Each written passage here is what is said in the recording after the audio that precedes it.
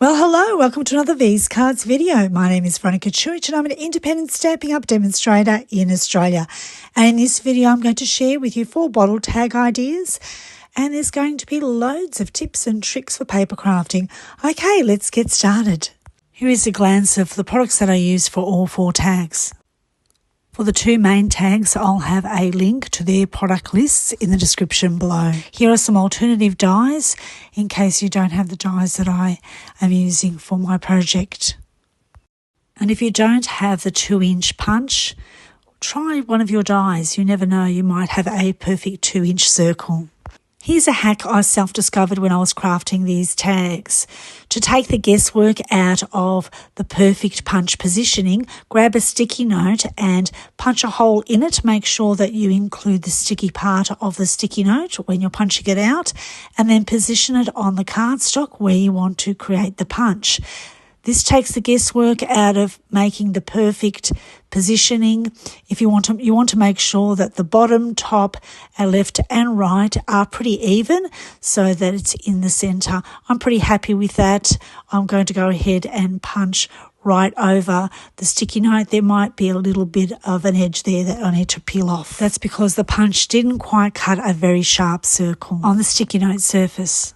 I love this hack and I'll be using it every time I make bottle tags, especially if I'm mass producing. Here's my first attempt of creating the bottle tags. I wasn't quite happy with a couple of things, but I did like using the bundle. Sometimes finding that right shape die for the sentiment or the image that you want to frame can be a trick. However, here's a hack for you. Pull out your die sets and have a go at framing the image or sentiment within the frame and see if it's a perfect match.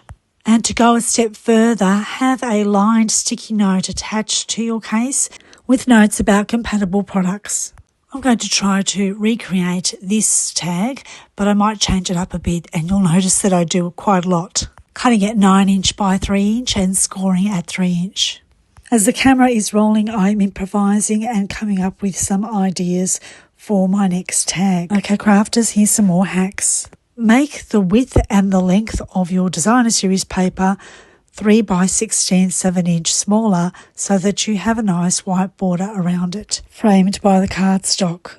Here's a hack for punch bundles. If you have stamped on a small piece of cardstock and are struggling to move it around to make it in the exact position, then try using your take your pick tool to adjust it to the perfect position and voila. Normally a large strip of cardstock becomes a handle, but in the case where it's a small cardstock, you can use your take your pick tool. It really does come in handy as these things can be quite fiddly.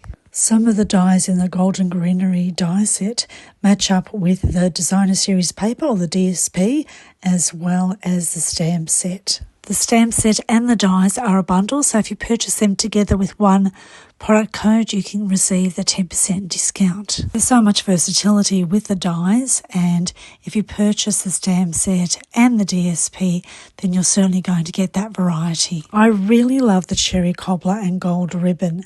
However, I did struggle a little bit with tying a bow.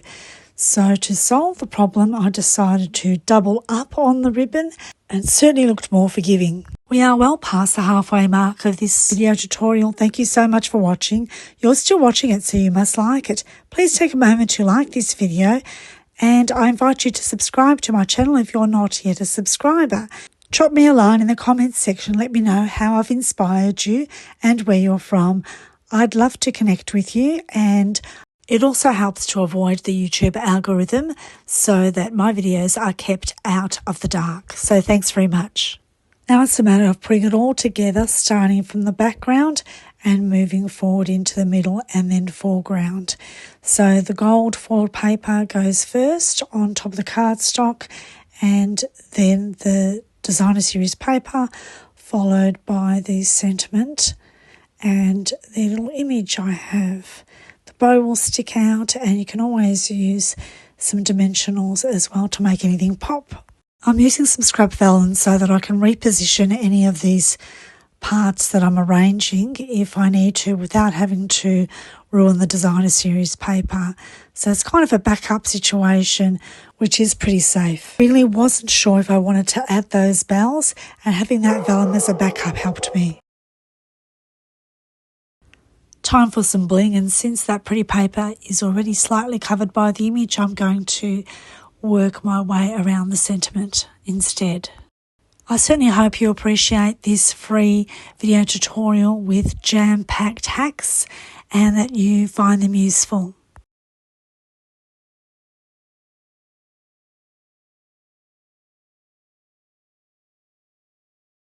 We're almost at the end of this video tutorial. Thank you so much for watching. I'll see you in the next video. Until then, take care and happy crafting.